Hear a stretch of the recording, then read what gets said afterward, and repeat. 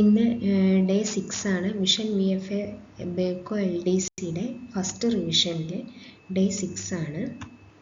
ഇന്നത്തെ പ്രധാന ടോപ്പിക്ക് വിഴിഞ്ഞം തുറമുഖവും വിവരാവകാശ കമ്മീഷനുമാണ്. ടോപ്പിക്കിലേക്ക് കിടക്കാം. ഇന്ന് നമുക്ക് GK എന്ന് തുടങ്ങാം. വിവരാവകാശ കമ്മീഷനാണ്. എല്ലാ എക്സാമിനും തന്നെ വിവരാവകാശ കമ്മീഷനിൽ നിന്ന് ഒരു ചോദ്യമെങ്കിലും ഉണ്ടാവും. അതുകൊണ്ട് ഇത് പ്രധാനമാണ്, പഠിക്കാം. 2005 ജൂൺ 15-നാണ് ഇന്ത്യയിൽ ദേശീയ വിവരാവകാശ നിയമം പാസ്സാക്കുന്നത്. ദേശീയ വിവരാവകാശ നിയമത്തിന് പ്രചോദനമായ ഭരണഘടനാ വകുപ്പ് എന്ന് പറയുന്നത് വകുപ്പ് 19(1)(a) ആണ്. അതായത് വിവരാവകാശ കമ്മീഷൻ എന്ന് പറയുന്നത് ഒരു ഭരണഘടനാ സ്ഥാപനമല്ല. അതുകൊണ്ട് തന്നെ അതൊരു നിയമത്തിലൂടെ പാസ്സായി വന്ന ഒരു കമ്മീഷനാണ്. അതുകൊണ്ട് തന്നെ ഭരണഘടനയിൽ വകുപ്പ് വരില്ല. പക്ഷേ പ്രചോദനമായത് 19(1)(a) പറയുന്ന അഭിപ്രായ പ്രകടനത്തിനുള്ള സ്വാതന്ത്ര്യം ആണ് 19(1)(a) പറയുന്നത്. അതിൽ നിന്നാണ്, ആ ആശയത്തിൽ നിന്നാണ് വിവരാവകാശ നിയമം ഉത്ഭവിക്കുന്നത്. ഇനി 2005-ലെ ദേശീയ വിവരാവകാശ നിയമത്തിൻ്റെ അടിസ്ഥാനത്തിലാണ് ദേശീയ വിവരാവകാശ കമ്മീഷൻ രൂപം കൊണ്ടത്. അത് 2005 ഒക്ടോബർ 12-നാണ് വിവരാവകാശ കമ്മീഷൻ രൂപം കൊള്ളുന്നത്. 2005 ജൂൺ 15-നാണ് വിവരാവകാശ നിയമം വരുന്നത്. അതിൻ്റെ അടിസ്ഥാനത്തിൽ ഒക്ടോബർ 12-നാണ് വിവരാവകാശ കമ്മീഷൻ വരുന്നത്. വിവരാവകാശ കമ്മീഷൻ പൂർണ്ണമായും പ്രാബല്യത്തിൽ വരുന്നതും ഈ ഒക്ടോബർ 12-നാണ്. വിവരാവകാശ നിയമം പാസ്സാക്കിയ ഒന്നാമത്തെ രാജ്യം സ്വീഡനാണ്. ഇന്ത്യ 55-ാമത്തെ രാജ്യമാണ് വിവരാവകാശ നിയമം പാസ്സാക്കുന്നത്. ഇന്ത്യയിലെ ഈ 2005-ലെ ദേശീയ വിവരാവകാശ നിയമം പാസ്സാക്കുമ്പോൾ അന്നത്തെ പ്രധാനമന്ത്രി മൻമോഹൻ സിംഗ് ആയിരുന്നു. UPA സർക്കാരിൻ്റെ കാലത്താണ് വിവരാവകാശ നിയമം പാസ്സാക്കുന്നത്. ഇന്ത്യയിൽ വിവരാവകാശ നിയമത്തിൻ്റെ മുൻഗാമി എന്നറിയപ്പെടുന്നത് ഫ്രീഡം ഓഫ് ഇൻഫർമേഷൻ ആക്ട് ആണ്. ഫ്രീഡം ഓഫ് ഇൻഫർമേഷൻ ആക്ട് 2002 ആണ്. പക്ഷേ ഈ നിയമം ഇംപ്ലിമെൻ്റ് ചെയ്തില്ല. ഈ 2005-ലെ വിവരാവകാശ നിയമത്തിലെ 31-ാമത്തെ സെക്ഷനിൽ ഇത് റിപ്പീൽ ചെയ്തതായിട്ട് പറയുന്നുണ്ട് ഈ നിയമം. അതുകൊണ്ട് ആ നിയമം ഇപ്പോഴില്ല. ഇന്ത്യയിലെ വിവരാവകാശ നിയമത്തിന് വേണ്ടി പ്രക്ഷോഭങ്ങൾക്ക് ഊർജം പകർന്ന വനിതയാണ് അരുണ റോയ് എന്ന് പറയുന്നത്. ഈ മസ്ദൂർ കിസാൻ ശക്തി സംഘടൻ എന്ന സംഘടനയുടെ പ്രധാന നേതാക്കളിൽ ഒരാളായിരുന്നു അരുണ റോയ്. അതായത് വിവരാവകാശ നിയമ പോരാട്ടങ്ങൾക്ക് നേതൃത്വം നൽകിയ സംഘടനയാണ് മസ്ദൂർ കിസാൻ ശക്തി സംഘടൻ. അതിൻ്റെ പ്രധാന നേതാക്കളിൽ ഒരാളായിരുന്നു അരുണ റോയ്. ഓക്കെ, ഈ മസ്ദൂർ കിസാൻ ശക്തി സംഘടൻ എന്ന സംഘടന രാജസ്ഥാനിലാണ് ഉണ്ടായിരുന്നത്. ഇങ്ങനെ നിയമം പാസ്സാക്കി.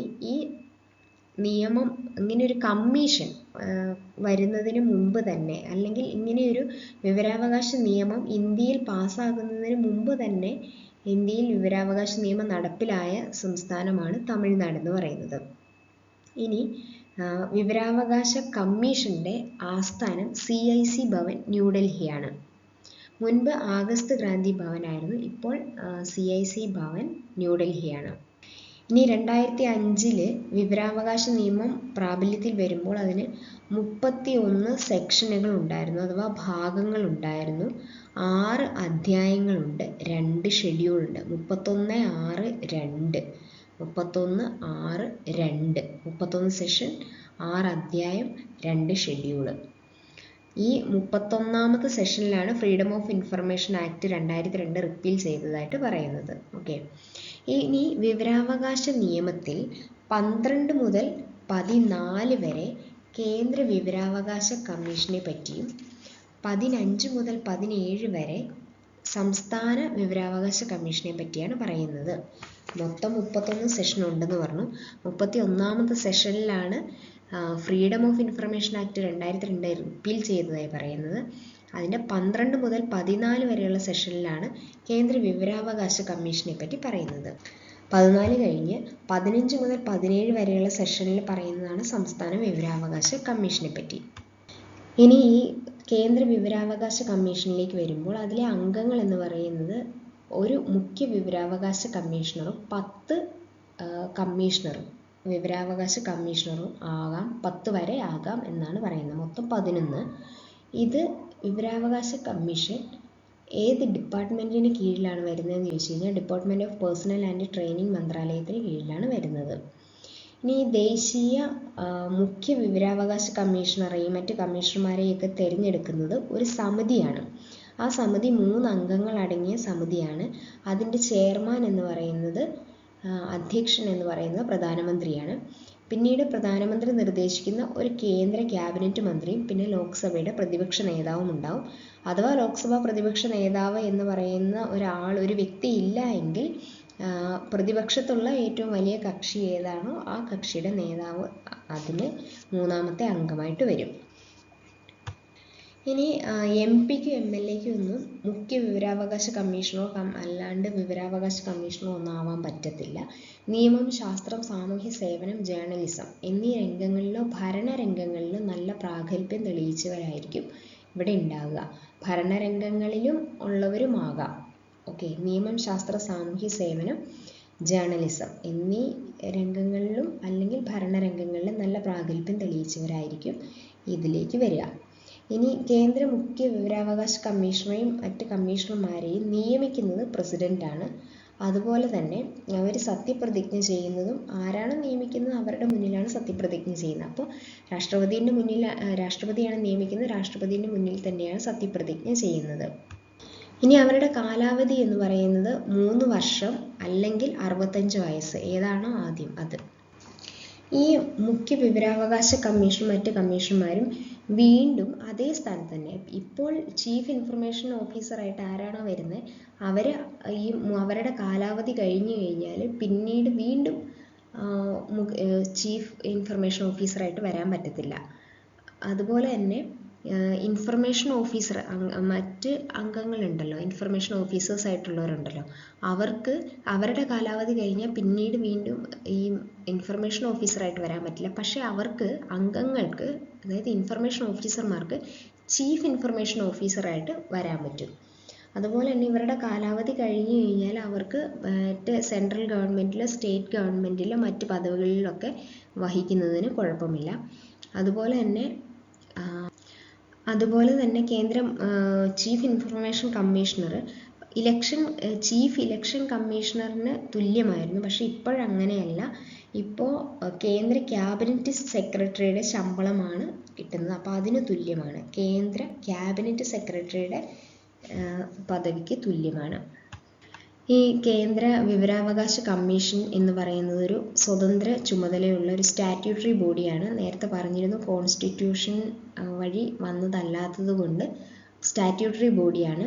അതുപോലെ തന്നെ ക്വാസി ജുഡീഷ്യൽ ബോഡിയാണ്. അതായത് ഇതിനൊരു സിവിൽ കോടതിയെ പോലെ എല്ലാ അധികാരങ്ങളും ഉണ്ട്. പരാതികൾ കിട്ടുവാണെങ്കിൽ അതിൻ്റെ അടിസ്ഥാനത്തിൽ അവരെ വിളിച്ചു വരുത്തിയിട്ട് കാരണം അന്വേഷിക്കാനും അങ്ങനെ ചോദിക്കാനൊക്കെയുള്ള സിവിൽ കോടതിയെ പോലുള്ള എല്ലാ അധികാരങ്ങളും ഈ വിവരാവകാശ കമ്മീഷനും ഉണ്ട്. അതുപോലെ തന്നെ ഈ അംഗങ്ങളും മുഖ്യ വിവരാവകാശ കമ്മീഷണറുമൊക്കെ അവരെ നീക്കം ചെയ്യാനുള്ള അധികാരം രാഷ്ട്രപതിക്ക് തന്നെയാണ്. അവരുടെ കാര്യപ്രാപ്തി ഇല്ലായ്മ അല്ലെങ്കിൽ ശാരീരിക മാനസിക എന്തെങ്കിലുമുള്ള ആരോഗ്യക്കുറവ് അല്ലെങ്കിൽ എന്തെങ്കിലും പ്രശ്നം പെരുമാറ്റ ദൂഷ്യത്തിൻ്റെ പേരിൽ സുപ്രീം കോടതി നിരീക്ഷണ പ്രകാരം രാഷ്ട്രപതിക്ക് നീക്കം ചെയ്യാൻ പറ്റുന്നതാണ്. അതുപോലെ തന്നെ കേന്ദ്ര വിവരാവകാശ കമ്മീഷന് വാർഷിക റിപ്പോർട്ട് സമർപ്പിക്കുക എന്ന് പറയുന്ന ഒരു പരിപാടിയുണ്ട്. അത് കേന്ദ്ര സർക്കാരിനാണ് വാർഷിക റിപ്പോർട്ട് സമർപ്പിക്കുന്നത്. അത് പിന്നീട് കേന്ദ്ര സർക്കാർ പാർലമെൻറ്റിൽ അവതരിപ്പിക്കുന്നു. ഇനി സംസ്ഥാന വിവരാവകാശ കമ്മീഷനിലേക്ക് വരുമ്പോൾ, സംസ്ഥാന വിവരാവകാശ കമ്മീഷൻ വിവരാവകാശ നിയമത്തിൽ 15 മുതൽ 17 വരെയുള്ള സെഷനിലാണ് പറയുന്നതെന്ന് പറഞ്ഞു. അതുപോലെ തന്നെ സംസ്ഥാന വിവരാവകാശ കമ്മീഷൻ രൂപീകരിക്കപ്പെട്ടത് എന്നാണ് 2005 ഡിസംബർ 19-നാണ്. അപ്പോൾ 3 ഡേറ്റാണ് ഓർത്തിരിക്കേണ്ടത്. 1 2005 ജൂൺ 15, 2 2005 ഒക്ടോബർ 12, 3 2005 ഡിസംബർ 19. 2005 എല്ലാം. ജൂൺ 15 നിയമം വരുന്നു, ഒക്ടോബർ 12 ദേശീയ വിവരാവകാശ കമ്മീഷൻ വരുന്നു, ഡിസംബർ 19 സംസ്ഥാന മനുഷ്യാവകാശ കമ്മീഷൻ വരുന്നു. ഈ സംസ്ഥാന വിവരാവകാശ കമ്മീഷനിലും 11 അംഗങ്ങളാണ്. ഒരു ചീഫ് ഇൻഫർമേഷൻ കമ്മീഷണറും മറ്റ് കമ്മീഷണർമാരും 10 പേരും. അതുപോലെ തന്നെ ഈ കമ്മീഷണർമാരെ, മുഖ്യ വിവരാവകാശ കമ്മീഷണറെയും മറ്റ് കമ്മീഷണർമാരെയും നിയമിക്കുന്നത് ഗവർണറാണ്. അവർ സത്യപ്രതിജ്ഞ ചെയ്യുന്നതും ഗവർണറുടെ മുന്നിലാണ്. ഇവരെ തിരഞ്ഞെടുക്കുന്നത് ഒരു സമിതി തന്നെയാണ്. പക്ഷേ ഈ സമിതിയുടെ അധ്യക്ഷൻ 3 പേരുണ്ട്. അതിൻ്റെ അധ്യക്ഷൻ മുഖ്യമന്ത്രിയാണ്. പിന്നെ അതിൻ്റെ അകത്തുള്ളത് മുഖ്യമന്ത്രി നിർദ്ദേശിക്കുന്ന മന്ത്രിസഭയിലെ ഒരു മന്ത്രി ഉണ്ടാവും. പിന്നെ നിയമസഭയിലെ പ്രതിപക്ഷ നേതാവും ഉണ്ടാവും. ഇവരുടെ കാലാവധിയും 3 വർഷം അല്ലെങ്കിൽ 65 ഏതാണോ ആദ്യം അതുവരെ ഉണ്ടാവും.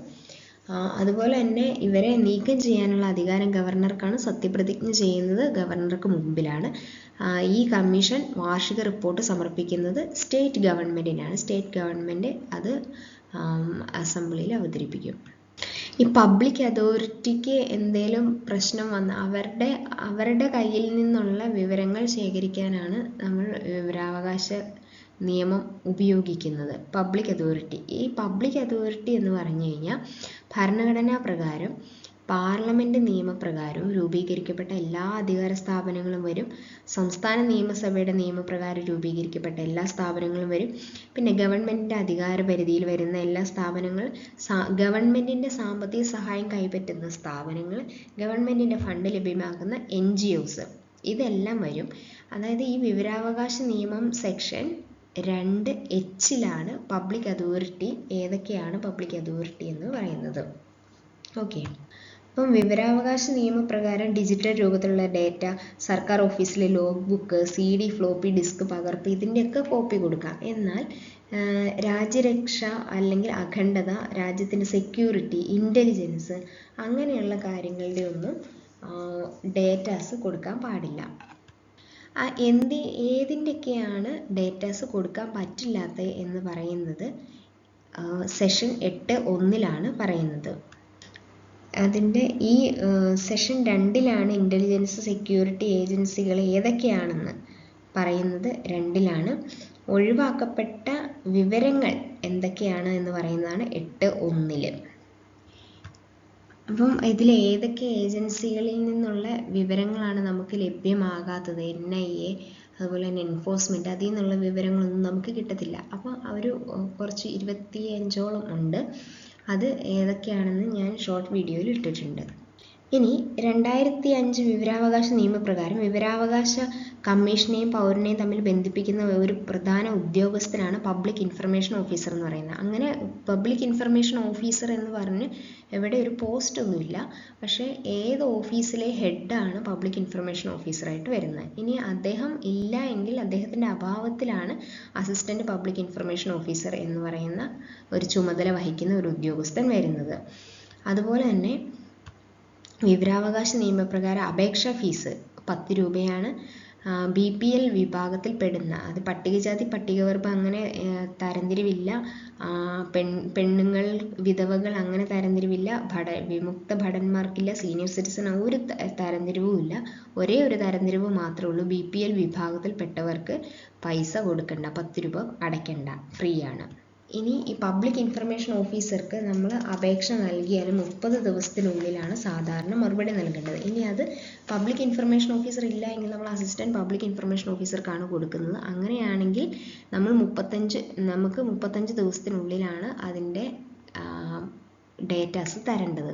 ഈ സമയപരിധി ഉണ്ടല്ലോ, ഈ 30 ദിവസം 35 ദിവസം എന്നൊക്കെ പറയുന്നത്, ഈ സമയപരിധി പറയുന്നത് സെഷൻ 7 ഇനി വ്യക്തിക്കും സ്വത്തിനും, ജീവനോ സ്വത്തിനോ ഒക്കെ ദോഷം സംഭവിക്കത്തക്ക വിധത്തിലുള്ള എന്തെങ്കിലും അടിയന്തരമായിട്ട് കൊടുക്കേണ്ട എന്തെങ്കിലും ഡേറ്റയാണ് എങ്കിൽ 48 മണിക്കൂറിനുള്ളിലാണ് കൊടുക്കേണ്ടത്. 48 മണിക്കൂറിനുള്ളിൽ.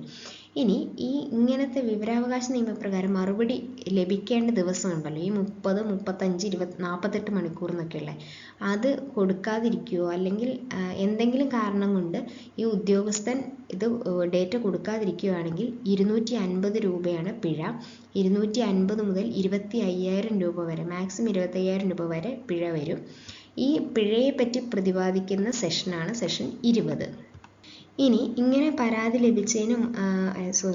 കൊടുത്തതിന് മറുപടി ലഭിച്ചു എന്ന് വിചാരിക്കുക. ആ മറുപടി നമുക്ക് തൃപ്തികരമല്ല എങ്കിൽ നമുക്ക് അപ്പീലിന് പോവാം. അങ്ങനെ 1ാം അപ്പീൽ നൽകേണ്ടത് 30 ദിവസത്തിനകം. ഒന്നാമത്തെ ആ ഉദ്യോഗസ്ഥൻ്റെ കയ്യിൽ നിന്നുള്ള വിവരം ലഭിച്ചതിന് ശേഷം 30 ദിവസത്തിനകം ഒന്നാം അപ്പീലിന് പോകാം.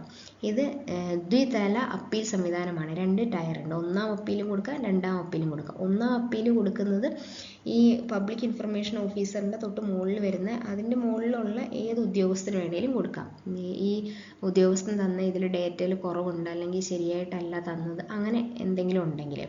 ഓക്കെ, ഇത് ഒന്നാം അപ്പീലിനെ പറ്റി പറയുന്നത് സെഷൻ 19(1)ലാണ്.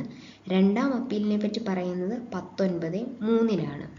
ഇനി ഒന്നാം അപ്പീലിന് മറുപടി ലഭിച്ചിട്ടും അതിനും തൃപ്തികരമല്ല എങ്കിൽ പിന്നെ 30 ദിവസത്തിനുള്ളിൽ തന്നെ അടുത്ത രണ്ടാം അപ്പീലിന് പോകണം.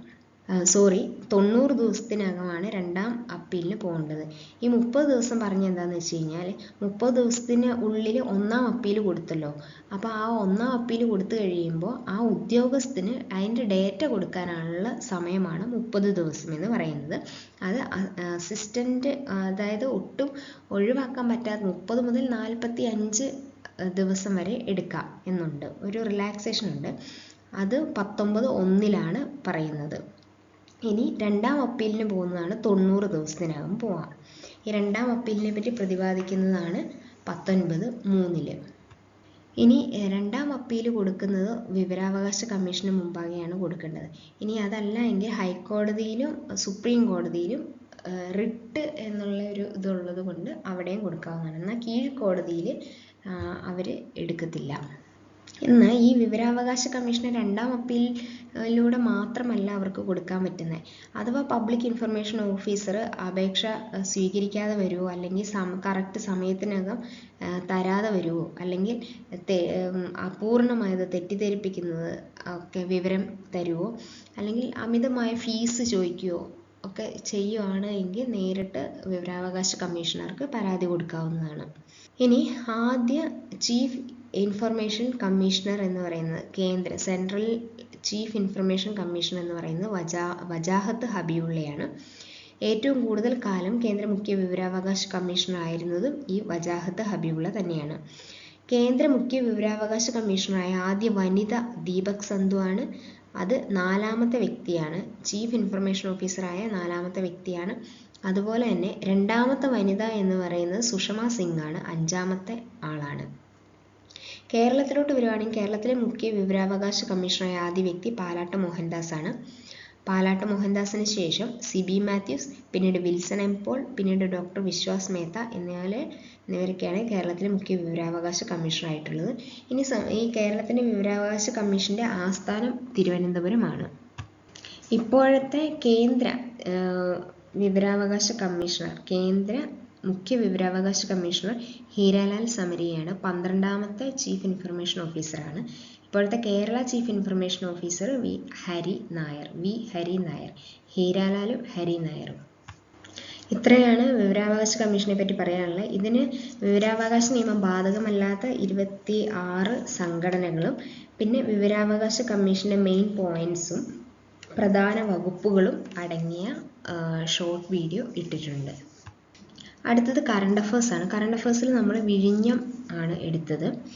വിഴിഞ്ഞം തുറമുഖം കമ്മീഷൻ ചെയ്തത് മെയ് 2, 2025 മെയ് ദിനത്തിൻ്റെ അടുത്ത ദിവസം. ഓക്കെ, കമ്മീഷൻ ചെയ്തത് നരേന്ദ്രമോദിയാണ്. ഇതിൻ്റെ പദ്ധതിയുടെ ചർച്ചകൾ, ഈ വിഴിഞ്ഞം തുറമുഖം പദ്ധതിയുടെ ചർച്ചകൾ തുടങ്ങുന്നത് 1991 പിന്നീട് ഉമ്മൻചാണ്ടി സർക്കാരിൻ്റെ ഗണ്യമായ ഒരു ചുവടുവെപ്പ് വരുന്നു 2011. അതിനുശേഷം 2014 കേന്ദ്ര സർക്കാർ പാരിസ്ഥിതിക അനുമതി നൽകുന്നു. 2015 പബ്ലിക് പ്രൈവറ്റ് പാർട്ട്ണർഷിപ്പിൻ്റെ കരാർ ഒപ്പിടുന്നു. 2015 ഡിസംബറോടുകൂടി പണി തുടങ്ങുന്നു. അപ്പം ഇത് കമ്മീഷൻ ചെയ്തത് നരേന്ദ്രമോദിയാണെന്ന് പറഞ്ഞു. ഇതിൻ്റെ ട്രയൽ റൺ ഉദ്ഘാടനം ചെയ്തത് പിണറായി വിജയനാണ് കേട്ടോ. ഇവിടെ വന്ന ആദ്യത്തെ കപ്പലാണ് ഷെൻഹുവ 15. 2023 ആണ് ഷെൻഹുവ 15. ഒരു വലിയ ക്രെയിനുമായിട്ടാണ് വന്നത്. ഷെൻഹുവ ആദ്യം വന്ന കപ്പലാണ് ഷെൻഹുവ 15. ആ നമ്പർ ഓർത്തിരിക്കണം, കാരണം പിന്നീട് ഷെൻഹുവ വരുന്നുണ്ട്. ഷെൻഹുവ 15 വന്നത്, അതാണ് ആദ്യ കപ്പൽ 2023. എന്നാൽ ആദ്യ ചരക്ക് കപ്പൽ എന്ന് പറയുന്നത് സാൻ ഫെർണാണ്ടോ 2024 സാൻ ഫെർണാണ്ടോ വരുന്നത്. MSC തുർക്കി എന്ന് പറയുന്ന ഒരു വലിയൊരു കപ്പൽ വരുന്നത് 2025 ഏപ്രിലിൽ വന്ന ഒരു വലിയ കപ്പലാണ് MSC തുർക്കിയെ. ഇനി വിഴിഞ്ഞം തുറമുഖത്തിൻ്റെ ഒഫീഷ്യൽ നെയിം എന്ന് പറയുന്നത് വിഴിഞ്ഞം ഇൻ്റർനാഷണൽ സീപോർട്ട് എന്നാണ്, തിരുവനന്തപുരം എന്നാണ്. ഈ വിഴിഞ്ഞം തുറമുഖത്തിൻ്റെ MD ദിവ്യ എസ് അയ്യറാണ്. CEO ശ്രീകുമാർ കെ നായരാണ്. ദിവ്യ എസ് അയ്യർ MD ആണ്. Sreekumar K Nair CEO Sreekumar. Okay. വിഴിഞ്ഞം തുറമുഖ കരാർ കമ്പനി ഏതാണ്? അദാനി ഗ്രൂപ്പാണ്. 60 വർഷത്തേക്കാണ് കരാർ. വിഴിഞ്ഞം തുറമുഖം ഏത് താലൂക്കിലാണ്? നെയ്യാറ്റിൻകര താലൂക്ക്, തിരുവനന്തപുരത്താണ്. ഈ തുറമുഖത്തിൻ്റെ ലൊക്കേഷൻ കോഡ് വരുന്നത് IN, ഇന്ത്യയുടെ IN, ട്രിവാൻഡ്രത്തിൻ്റെ TRV ആണ്. TVM അല്ല, TRV 01 എന്നാണ്. TVM ആണ് ശരിക്കും ട്രിവാൻഡ്രത്തിന് നമ്മളൊക്കെ എഴുതുന്ന കോഡ്, പക്ഷേ ഇതിൽ TRV ആണ് കേട്ടോ. IN TRV 01. ഇനി രാജ്യാന്തര കപ്പൽ പാതയിൽ നിന്നുള്ള ദൂരം, ഏറ്റവും അടുത്തുള്ള ഇന്ത്യയിലെ രാജ്യാന്തര കപ്പൽ പാതയിൽ നിന്നും ഏറ്റവും അടുത്തുള്ള തുറമുഖം എന്ന് പറയുന്നത് വിഴിഞ്ഞമാണ്. ഇതിൻ്റെ ദൂരം 40 നോട്ടിക്കൽ മൈൽ ദൂരം മാത്രമാണ് ഉള്ളൂ രാജ്യാന്തര കപ്പൽ പാതയിൽ നിന്നും ഈ തുറമുഖത്തേക്ക്. ഇനി ഈ തുറമുഖത്ത് ആദ്യം എത്തിയ കപ്പൽ ഷെൻഹുവ 15 ആണെന്ന് പറഞ്ഞു. രണ്ടാമതെത്തിയ കപ്പലാണ് ഷെൻഹുവ 29, 30 അല്ല. ഷെൻഹുവ 15ൻ്റെ ഇരട്ടി, 30 അല്ല, 29, ഒരെണ്ണം കുറവുണ്ട്. ഇനി കേരള പിറവി ദിനത്തിൽ എത്തിയ കപ്പലാണ് MSC വിവിയാന. MSCയുടെ ഒരു കപ്പൽ എത്തിയിരുന്നു, വലിയ, ഏപ്രിലിൽ എത്തിയത്. അത് MSC തുർക്കിയാണ്. MSC വിവിയാനയാണ് കേരള പിറവി ദിനത്തിൽ, വിവിയാന. ഓക്കെ. 2024 എത്തിയ ഇന്ത്യൻ നേവിയുടെ കപ്പലാണ് INS Sutlej J17. INS Sutlej J17. ഇത്രയാണ് വിഴിഞ്ഞം തുറമുഖത്തെ പറ്റി പറയാനുള്ളത്. ഇനി ഇംഗ്ലീഷിലേക്ക് വരുമ്പോൾ, ഇംഗ്ലീഷിൻ്റെ ഇന്ന് 6ാമത്തെ റൂളായിരുന്നു പഠിക്കാനുള്ളത്. അതായത് കുറച്ച് വെർബ് ആദ്യത്തെ സബ്ജക്റ്റിനെ, അതായത് ഒരു സെൻറ്റൻസിൽ 2 സബ്ജക്റ്റ് ഉണ്ടെങ്കിൽ ആദ്യത്തെ സബ്ജക്റ്റിനെ അടിസ്ഥാനമാക്കിയായിരിക്കും അതിൻ്റെ വെർബ് വരിക. അങ്ങനത്തെ കുറച്ച് കണക്റ്റിംഗ് വേർഡ്സ് ആണ്. With, along with, together with, not excluding, not including, including, excluding, like, unlike, as well as much as many as, besides, rather than, more than, no less than, in company of, accompanied by, followed by. ഇതിലേതെങ്കിലുമൊക്കെ വരുവാണ് എങ്കിൽ ആദ്യത്തെ സബ്ജക്റ്റിനനുസരിച്ചായിരിക്കും verb വരിക. ഒരു ഉദാഹരണം പറയുകയാണെങ്കിൽ he as well as I. ഇതിൽ I എന്ന് പറയുന്നതിൻ്റെ കൂടെ വരുന്നത്, അത് കഴിഞ്ഞ് വരാൻ സാധ്യതയുള്ള ഐ ആം വർക്കിംഗ് എന്നാണ്. പക്ഷേ ആസ് വെൽ ആസ് എന്ന ടേം വന്നതുകൊണ്ട് ആദ്യത്തെ സബ്ജക്റ്റ് ഹീക്ക് അനുസരിച്ചായിരിക്കും വരിക. അപ്പം he as well as I is working here now എന്ന് വരും. മനസ്സിലായെന്ന് കരുതുന്നു. അടുത്തത് കുറച്ച് ഫോറിൻ വേർഡ്സ് ആണ്. ബോണഫൈഡ്. ബോണഫൈഡ് എന്ന് വെച്ച് കഴിഞ്ഞാൽ നിർവ്യാജമായ, ജെനുവിൻ ആയിട്ടുള്ള, ബോണഫൈഡ് സർട്ടിഫിക്കറ്റ് എന്നൊക്കെ പറയില്ലേ, ജെനുവിൻ, ഓതൻറ്റിക് ആയിട്ടുള്ള. മാഗ്നം ഒപ്പസ് എന്ന് പറയുന്ന മഹത്തായ രചന, ഗ്രേറ്റ് വർക്ക് എന്നാണ് പറയുക. എക്സ് ഒഫീഷ്യോ, ഔദ്യോഗിക സ്ഥാനം. എക്സ് ഒഫീഷ്യോ മെമ്പർ എന്ന് വെച്ച് കഴിഞ്ഞാൽ ഓട്ടോമാറ്റിക്കായിട്ട് വരുന്ന. ഇപ്പം പ്രധാനമന്ത്രി നരേന്ദ്രമോദിയാണ് നിതി ആയോഗിൻ്റെ ചെയർമാൻ എന്ന് പറയുന്നത്. അദ്ദേഹം പ്രധാനമന്ത്രി ആയതുകൊണ്ട് നിതി ആയോഗിൻ്റെ എക്സ് ഒഫീഷ്യോ ചെയർമാൻ ആകുന്നു. ഓക്കെ, അതിനാണ് എക്സ് ഒഫീഷ്യോ എന്ന് പറയുന്നത്. ഇനി നരേന്ദ്രമോദിക്ക് പകരം വേറെ ആരെങ്കിലും വരുവാണ് എങ്കിൽ ആരാണോ അന്നത്തെ പ്രധാനമന്ത്രി അദ്ദേഹം തന്നെയായിരിക്കും ഈ നിതി ആയോഗിൻ്റെ ചെയർമാൻ. അതാണ് എക്സ് ഒഫീഷ്യോ ചെയർമാൻ. ഇനി എൻ്റർപ്രണർ എന്ന് വെച്ചാൽ വ്യവസായം തുടങ്ങുന്നയാൾ, വ്യവസായ സംരംഭകൻ. അടുത്തത് faux pas. Faux, FAUX, faux pas എന്ന് പറയുന്നത് മര്യാദ ലംഘനമാണ്. ഗ്രാറ്റിസ് എന്ന് വെച്ച് കഴിഞ്ഞാൽ സൗജന്യമായി, ഫ്രീ ആയിട്ട്, ഗ്രാറ്റിസ്. ബോൺ വോയേജ് എന്ന് വെച്ച് കഴിഞ്ഞാൽ ഫെയർവെൽ ആണ്, ആശംസ, ശുഭയാത്ര, ആശംസ, ബോൺ വോയേജ്. ഇൻ ടോട്ടോ എന്ന് വെച്ച് കഴിഞ്ഞാൽ പൂർണ്ണമായി, ടോട്ടലി, പൂർണ്ണമായി. അടുത്തത് അൽമ മാറ്റർ ആണ്. നമ്മൾ പഠിച്ച വിദ്യാലയത്തെ ആണ് അൽമ മാറ്റർ എന്ന് പറയുന്നത്. അടുത്തത് അഡ് ഹോക്ക് ആണ്. അഡ് ഹോക്ക് എന്ന് വെച്ച് കഴിഞ്ഞാൽ ഒരു പ്രത്യേക കാര്യത്തെപ്പറ്റി പറയുന്നതാണ്.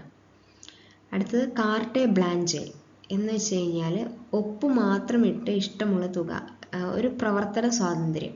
ഓക്കെ, ഉപ്പ് മാത്രം ഇട്ട് ഇഷ്ടമുള്ള തുക എഴുതാൻ പാകത്തിൽ കൊടുക്കുന്ന ഒരു ചെക്കാണ് കാർട്ടെ ബ്ലാഞ്ചെ എന്ന് പറയുന്നത്.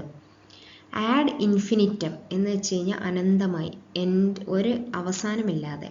ആഡ് ഇൻഫിനിറ്റം, ഇൻഫിനിറ്റി എന്ന് വെച്ച് കഴിഞ്ഞാൽ അനന്തമായി എന്നാണല്ലോ. അപ്പം ആഡ് ഇൻഫിനിറ്റം അനന്തമായി. ലോക്കസ് സ്റ്റാൻഡി എന്ന് വെച്ച് കഴിഞ്ഞാൽ ഇടപെടാനുള്ള അവകാശം, right to interfere, locus standi. ലോക്കൽസിന് ഇടപെടാനുള്ള ഒരു അവകാശമുണ്ട് എന്ന് ഓർത്താൽ മതി, ലോക്കസ് സ്റ്റാൻഡി. അടുത്ത് ലേസിസ് ഫെയർ എന്ന് വെച്ച് കഴിഞ്ഞാൽ സ്വാതന്ത്ര്യ വ്യാപാര നയം ആണ് ലേസിസ് ഫെയർ. അടുത്ത് പാരി പാസു, ഒരേ വിധം, വിത്ത് ഈക്വൽ പേസ്, ഒരേ വിധം ആണ് പാരി പാസു. അടുത്ത് പ്രൊഫോമ എന്ന് വെച്ച് കഴിഞ്ഞാൽ ഒരു മാതൃകാ രൂപം, ഒരു ഫോർമാറ്റ്. അടുത്ത് പ്രൈമ ഫേഷി എന്ന് വെച്ചാൽ പ്രഥമ ദൃഷ്ട്യ, ആദ്യ നോട്ടത്തിൽ തന്നെ. അടുത്ത് സൈൻ ഡൈ എന്ന് വെച്ച് കഴിഞ്ഞാൽ സമയം തീരുമാനിക്കാതെ, അനിശ്ചിത കാലത്തേക്ക്, sine die, without a definite date, sine die. ഇത് സ്റ്റാറ്റസ് കോ എന്ന് വെച്ച് കഴിഞ്ഞാൽ പൂർവ്വസ്ഥിതിയിലേക്ക്, മാറ്റമില്ലാത്ത സ്ഥിതി അല്ലെങ്കിൽ പൂർവ്വസ്ഥിതി, സ്റ്റാറ്റസ് കോ. അടുത്തത് ബ്യൂമോണ്ടെ എന്ന് വെച്ച് കഴിഞ്ഞാൽ പുതുമോടികൾ, വാസനയുള്ളവർ. ഹൈ സൊസൈറ്റി, ഉന്നത സമൂഹത്തിലുള്ളവരെയാണ് ബ്യൂമോണ്ടെ എന്ന് പറയുന്നത്. അടുത്തത് അഡ് വാലോറം, അക്കോർഡിംഗ് ടു വാല്യൂസിനനുസരിച്ചുള്ളതിനെ എന്ന് പറയുന്നതാണ് അഡ് വാലോറം. അടുത്ത് agenda, things to be done, എന്തൊക്കെയാണ് ചെയ്യാനുള്ള ഇന്നത്തെ കാര്യപരിപാടി, അജണ്ട.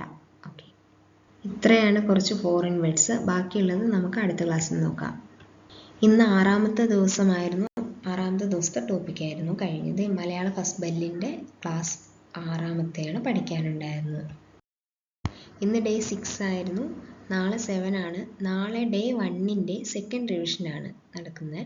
അതുപോലെ തന്നെ ഡേ 7 ടോപ്പിക്കും ഉണ്ടായിരുന്നു, പക്ഷേ ഞാനത് കട്ട് ചെയ്തു നാളെ ഒരു ദിവസത്തേക്ക്. നാളെ കഴിഞ്ഞ് മുതൽ അതത് ഡേയിലെ ടോപ്പിക്കും ഉണ്ടാവും, സെക്കൻഡ് റിവിഷനും ഉണ്ടാവും. ഓക്കെ, നാളെ മാത്രം ഡേ 7 മാത്രം ഫസ്റ്റ് ഡേൻ്റെ സെക്കൻഡ് റിവിഷൻ വരുന്നതായിരിക്കും.